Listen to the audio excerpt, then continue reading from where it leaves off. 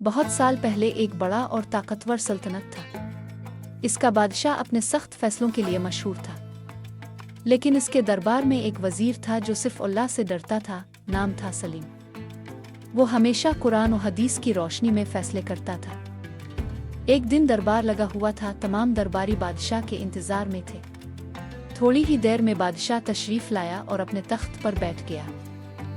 بادشاہ نے اعلان فرمایا، راجیہ کا خزانہ خالی ہو رہا ہے، ٹیکس لگانا ہوگا۔ اتنے میں وزیر کھڑا ہوا اور عرض کیا، حضور میں آپ کی خدمت میں ہوں، مگر اس ٹیکس سے لوگ تباہ ہو جائیں گے۔ اسلام میں ظلم پر مبنی ٹیکس جائز نہیں۔ اللہ کے سامنے میں جواب دہ ہوں۔ میں اپنے رب پر بھروسہ کرتا ہوں، نہ کہ عہدے پر۔ اگر روٹی کم ہو جائے تو صبر کیا جا سکتا ہے، مگر ظلم کا ساتھ دے کر برکت نہیں آتی۔ کیا تو میرے حکم کو ماننے سے انکار کرے گا؟ تو مجھے اسلام کا راستہ دکھائے گا؟ تم جیسے لوگ حکومت میں فساد پھیلاتے ہیں، اب تم اس دربار کے لائق نہیں ہو، یہاں سے چلے جاؤ۔ جب سلیم نے اس پر اعتراض کیا تو بادشاہ غصے میں آ گیا۔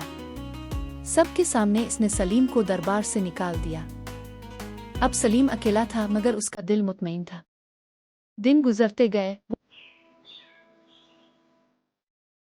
وہ صبر کرتا رہا، نماز پڑھتا رہا اور اللہ سے مدد مانگتا رہا۔ کچھ مہینوں بعد بادشاہ بیمار پڑ گیا۔ اس کے آس پاس کوئی وفادار نہ رہا۔ اس کا آخری وقت تنہائی میں گزرا۔ بادشاہ کے انتقال کے بعد اس کے بیٹے کو تخت دیا گیا۔ نیا بادشاہ عقل مند اور انصاف پسند تھا۔ ان دربار میں نیا بادشاہ پہلی بار تخت پر بیٹھا۔ اس نے ریاست کے تمام معاملات کا جائزہ لیا، اور جب اسے وزیر سلیم کے بارے میں معلوم ہوا تو اس نے فوراً پوچھا، اسے کیوں نکالا گیا؟ درباریوں نے جواب دیا، حضور، وہ سابقہ حکم کے خلاف تھا۔ اس نے ظلم کے خلاف آواز اٹھائی تھی اور پچھلے بادشاہ سے اختلاف کیا تھا، اسی لیے اسے دربار سے نکال دیا گیا۔ یہ سن کر بادشاہ کو تعجب ہوا، کیونکہ وہ ایک انصاف پسند اور دیندار بادشاہ تھا۔ اسے سچ اور جھوٹ کا بخوبی علم تھا۔ اس نے درباریوں کی طرف دیکھا اور حکم دیا، مجھے اپنی ریاست میں انصاف چاہیے، نہ کہ ڈر۔ انہیں عزت سے بلایا جائے، ایسے لوگ ہماری رہنمائی کریں گے۔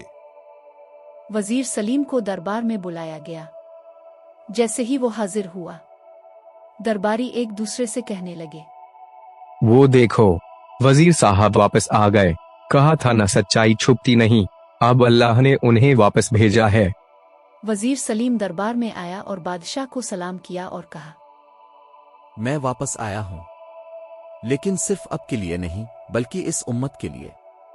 میرا اصل مالک اللہ ہے۔ اگر وہ ساتھ ہے تو میں کسی منصب کا محتاج نہیں۔ سلیم دوبارہ وزیر بنا، مگر اب اور زیادہ عزت اور اثر کے ساتھ۔ اللہ نے اس کے صبر کا انعام دیا۔ سچائی اور دیانتداری ہمیشہ کامیابی لاتی ہے۔ اگر انسان حق پر ہو اور اپنے رب پر بھروسہ رکھے تو پوری دنیا مخالفت کرے، پھر بھی رب اس کے ساتھ ہوتا ہے۔ ظالم کا وقت محدود ہوتا ہے، مگر انصاف ہمیشہ باقی رہتا ہے۔ جو اپنے ایمان پر قائم رہتا ہے وہی اصل کامیاب ہوتا ہے۔ مجھے امید ہے کہ آپ نے اس کہانی سے بہت کچھ سیکھا ہوگا۔ اگر آپ بھی ایسی ہی سبق خاموش اور ایمان افروز کہانیاں سننا چاہتے ہیں تو ہمارے چینل مورلز آف لائف کو سبسکرائب کیجیے اور گھنٹی کے آئیکن کو ضرور دبائیے۔ اگر ہو سکے تو ویڈیو کو لائک اور شیئر بھی کیجیے۔ آپ کے وقت کا شکریہ۔